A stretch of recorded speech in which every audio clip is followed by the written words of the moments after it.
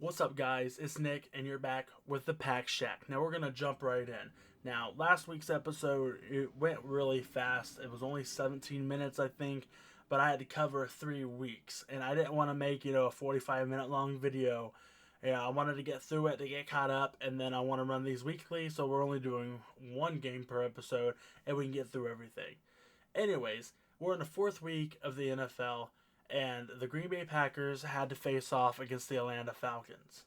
Now, one thing I want to say before we start talking about this game is we did not have Devonta Adams or Allen Lazard, and upon from other players. There's a bunch of others that were hurt or got hurt, but we did not have them, and the game still ended up going 30-16. I think that's wonderful. I think we changed our game plan up, and threw the Falcons off just enough for us to come over with this win. First quarter, Packers 7 points, Falcons 0. Second quarter, 13 points Packers, 3 points Falcons. Third quarter, Packers 7 points, Falcons 6. Fourth, Packers 3, Falcons 7. Coming up to a total of 30-16 in what was a half decently good game with all the injuries. Aaron Rodgers went for a 27 out of 33 for passing with 327 yards, 4 touchdowns, and once again, no interceptions. 0. Boom. Out of it. Now, rushing game this week, I won't say it was bad because I don't think it was bad. It's just we calmed down a little bit because we're not trying to kill our running backs. Aaron Jones had 15 carries for 71 yards and a 4.7 average, no touchdown.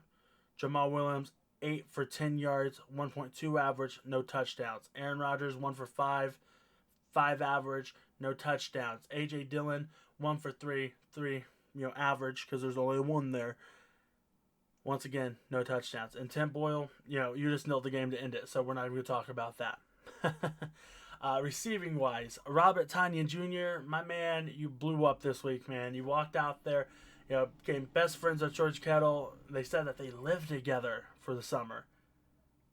This dude literally was like, "Hey, man, George, you're so awesome. Let me learn some stuff off you." And I think it's working because George Kittle hasn't, had a 3 touchdown game either. So he had 6 receptions for 98 yards, a 16.3 average for 3 touchdowns. Bam, blew up. Absolutely loved it. Now, when he hit that 3rd touchdown, it was great because it was all smiles across the board for the Packers. Rodgers was happy. Tanya was happy. Everybody was in a good mood. Jamal Williams had 8 receptions for 95 yards, 11.9 average, 0 touchdowns. So he put the yardage on the field, just couldn't, get that 1 touchdown in.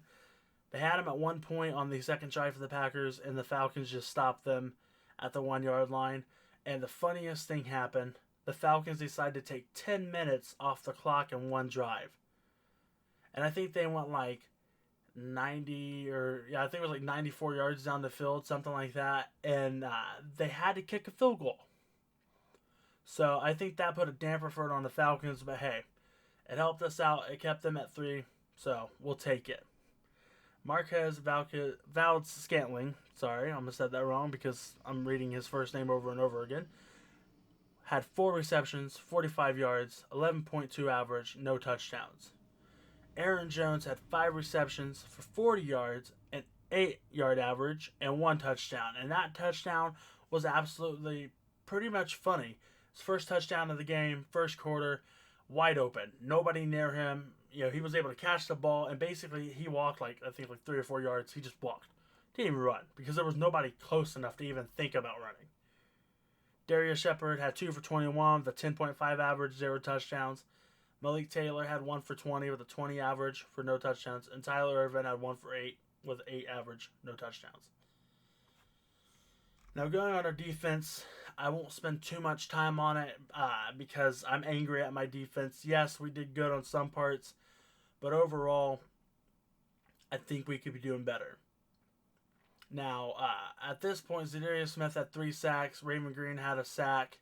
And I believe that was it. I don't believe anybody else got a sack. But overall, the tackles and assists, we didn't do too bad. But our defense needs to learn to tackle. Our biggest problem is when we're going to wrap up people, were instantly diving for their feet. And you can't do that to people like Julio Jones. You can't, because they're smart. They lift those legs, and all of a sudden, now they're gone for 40 yards, and, you're back there laying on the ground looking like an idiot. Now, thankfully, I don't believe that happened too much last night. Julio Jones did go out with an injury. Man, I hope you get better. I don't wish injuries on any player. So I wish you a healthy return, and, maybe the Falcons will do something in the late season.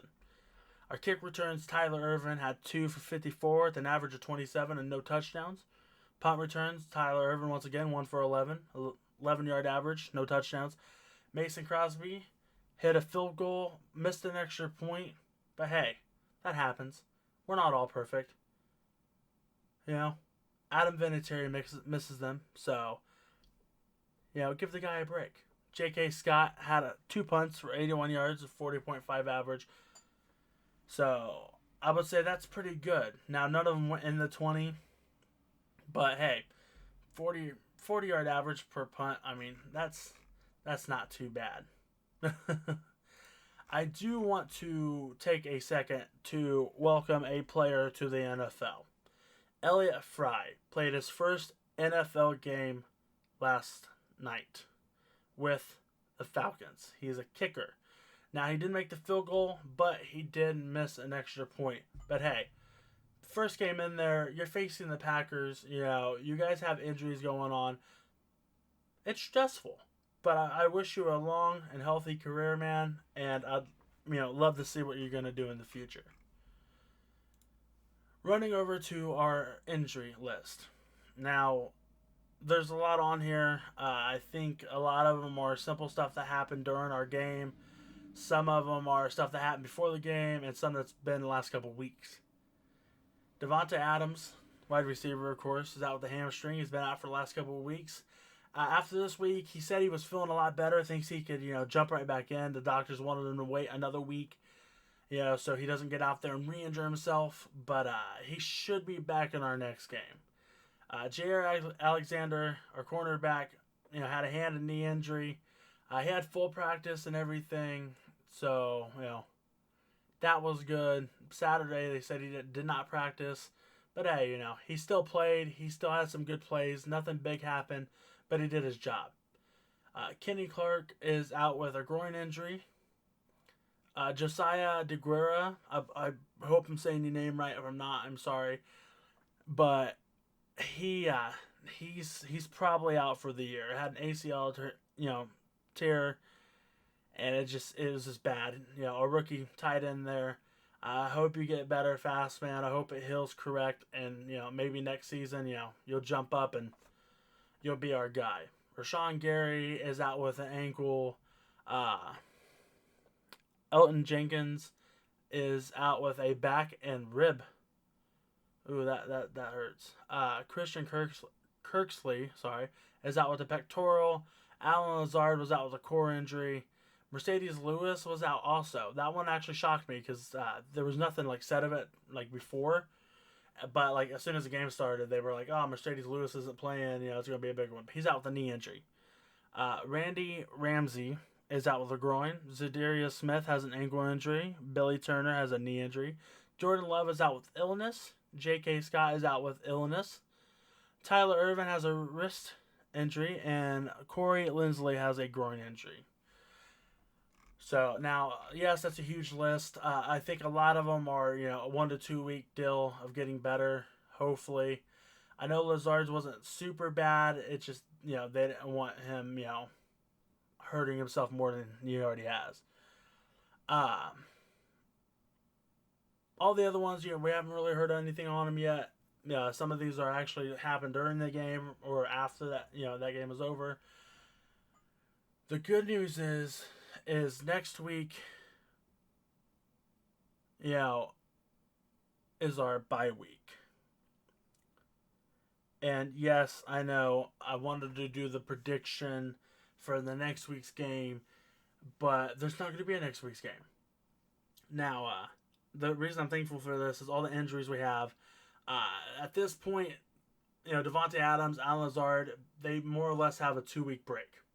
Mercedes Lewis, A lot of them have a 2 week break at this point. They have time to get healed up. They have time to get better so that when we come back on the week after against the Buccaneers, hopefully we'll be back to our full power, strong, and nobody's going to touch us. I would hope. Now, you never know. We could come back and it could be bad. But I'm thinking for the good side, I think we'll come back, be healed up, and be wonderful as we have been. We are now 4-0. We're one of the, I believe, last 6 teams that are undefeated. And hopefully it will stay that way. So what we're going to do here, since I can't do a prediction for the Packers for next week, assuming they are on bye, I am going to look at this next week's football schedule. We're going to go through the list here. I'm going to call out the names of the teams, and we're going to make a prediction on who we think is going to win. So, starting with the Thursday game, we have the Buccaneers versus the Bears. Don't get me wrong. I don't think the Bears are a bad team. Honestly, at this point, they're the biggest threat to us. But it could go either or. I don't think they're going to beat the Buccaneers. I think the Buccaneers will pull ahead. I think Brady is going to have at least, like a 10-6 season. I don't think they'll go 8-8. I think he'll have a winning season. But the Bears, with their defense, could make a surprise. But my prediction for that game is the Buccaneers. Sunday, we have the Eagles versus the Steelers. Steelers all the way. They're the only other undefeated team. Or not the only, but they're one of the other undefeated teams. They didn't play this week against the Titans, I believe, because of COVID issues. That's been rescheduled for a later date. So they will face the Eagles. I think the Steelers will win it. The Bengals and Ravens. Now, let me be honest with you. If this is hard. I like Lamar Jackson. I think he's a great quarterback. The Bengals aren't playing too well this year. Now, the Ravens aren't doing too big either. They're doing enough to get by. I think it could go either way. If I go off stats and who's playing, the Ravens have this in the bag. If I go off who I want to win, I want the Bengals to win. Because I think, Burrow and them getting a win over a, divisional team in their division would be a big boost to him. And I think we'd get the team rolling and, hopefully see a big kicker. Next, we have the Rams versus the Washington football team. Now, let me tell you, the first week of the Washington football team, I had hope. I was like, oh my God, this team, they did good. I was like, maybe they're going to have a great season. And they've lost the next 3. So at that point, I think the Rams are going to pull ahead and beat the Washington football team. The next one is the Bills versus the Titans. Now, this is a tough one because both these teams are undefeated. So that means another team this week will be knocked out of the teams that are undefeated. I think the Bills are going to pull ahead. The Titans are playing good, but they have had their mistakes. But the Bills are exploding. They're just doing good. So I'm going to say the Bills beat the Titans. The Cardinals versus the Jets. I'm going to say the Cardinals as long as Hopkins is back in. I believe he was out with an injury, if I heard that correct. Even without Hopkins, I don't see the Jets beating many people this year, so we're gonna go with the Cardinals. No offense to Jets fans out there, just some years your team just has a rebuild stage. Next game is the Raiders versus the Chiefs. At this point, the Chiefs are going. Sorry Tony, I know you're a big Raiders fan, but it could go either way. It really could. The Chiefs, Super Bowl winners last year, they're still playing big. They faced the Patriots this past week. It was a slow game at first and ended 26-10, I believe. But they pulled ahead and, basically put the Patriots down. So I think the Chiefs will beat the Raiders. Now, here's a funny one that, honestly, I don't know how to predict this game. The Jaguars versus the Texans. Now, if you're going by wins, the Jaguars are going to beat the Texans. They're 1-3. The Texans are 0-4. But the Texans fired their coach, Bill O'Brien. They got an interim coach in there now until they figure out who they're going to hire for that position. So I could see this coach coming in here and going, oh, okay, we got all these stuff we could do. I'm going to go with the Texans. You know, they're 0-4. I think this is going to be their start. Like, hey, we can win games. So I'm going to say Texans beat the Jaguars. The Panthers versus the Falcons. My problem with this is the Falcons started to get lit this week. They started lighting up. Julio Jones was back in. You know, Matt Ryan was trying to get stuff done. But sadly, Julio Jones went back out with an injury. And, you know, Matt Ryan just couldn't pull it together. Into that game against the Packers, I mean, he was literally on the sidelines, like, it looked like he was screaming the F word. The dude is just, he's angry because they can't get their stuff together. Calvin Ridley couldn't get, you know, targeted. He was getting covered too much. It just overall, like, I just think they're having a bad year. So I'm going to say the Panthers beat the Falcons. Now we got the 49ers versus the Dolphins. Now, at this point, the 49ers not playing like they did last year. Yeah, last year they were explosive. They were whooping people, you know, and then now this year they've just kind of fallen off. Now, I know that I think it was the first week they had a crap ton of injuries. Some of those people are coming back. I could see the Dolphins have an explosive game against them, and that be the game of their year. You know, like, oh, this is where we won. But I'm going to stick with what my thoughts are, and that's the 49ers are going to beat the Dolphins. The Colts and Browns. Now, the Browns, they're the ones shocking me. You know, at the beginning of the year, I'm like, you know, they're just going to be, you know, the Browns again. You know, and that's how it was going to be. But they beat the Cowboys this past week, 49-38. Now, Prescott still had a huge game, you know, but that's crazy. Like, you don't hear that from the Browns. I think they're fired up. Now, Phillip Rivers with the Colts, you know, they've been doing good. Both the teams are 3-1. You know, but I think if the Browns stay heated, like they are, I think they'll beat the Colts. But I'm going to go with what, you know, my brain tells me to tell me. I'm going to say the Colts beat the Browns. The Cowboys versus the Giants. At this point, you know, I don't think I'm going to even say anything towards it. Cowboys beat the Giants. The Giants they've lost Saquon. I don't believe they have anybody else that I'm aware of.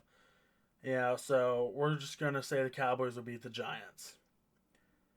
Broncos versus Patriots. If Cam isn't back for the Patriots, I say Broncos. If Cam is back for the Patriots, I say Patriots. I just don't see him winning without Cam Newton. You know, they're a team that, you know, they had Brady the last, you know, 2,000 years in the NFL. and now he's going with the Buccaneers, and they got Cam. Cam's not doing bad, but, you know, he tested positive for COVID, and we'll see where that goes. Seahawks versus the Vikings. I'm going to Seahawks. You know, Russell Wilson, boom. You know, the dude plays ball. You know, he has a cannon arm, and when he's not using that cannon arm, you know, he's running the ball. Yeah, he has a great team to play with there. I believe he has Metcalf, you know, who's been playing fine. But overall, you know, the dude's he's crazy. Like, I thought when, you know, everybody left that the Legion of Boom was done. I was like, there's nobody else. He's the only one there. Nah, he's carrying on that legacy by keeping that up. And honestly, I think if they had the fans in there, they would be just as loud as they was, you know, 3 or 4 years ago. Last game on here is the Chargers and Saints. Now, neither team has been playing the greatest. I think the Saints will pull ahead just because Drew Brees is, you know, don't get me wrong, Drew Brees isn't doing bad. He's not doing great. He's like at a standpoint. Like, he can come in, he knows how to do everything, he gets the job done, but he's done doing the, you know, I'm going to beat you by 30 points, Drew Brees. And then the teams on bye this week, of course, are the Packers and the Lions. The Packers' next game is at Tampa Bay. That's on week 5. Of course, I'm going to say the Packers are going to win just because, you know, that's my team. And I think if everybody's held up, yeah, it'll be a good game to watch. The Lions face the Jacksonville Jaguars. And I'm going to say the Lions will win that game. I just don't see Jacksonville having it in them. But, you know, with Matt Stafford, I don't know. He can mess up. He has a lot of issues in the game that, they've been trying to fix through the years. And there's just some games where he's not having it. And there's some games he's playing like he's the top quarterback in the league. But that's all the games.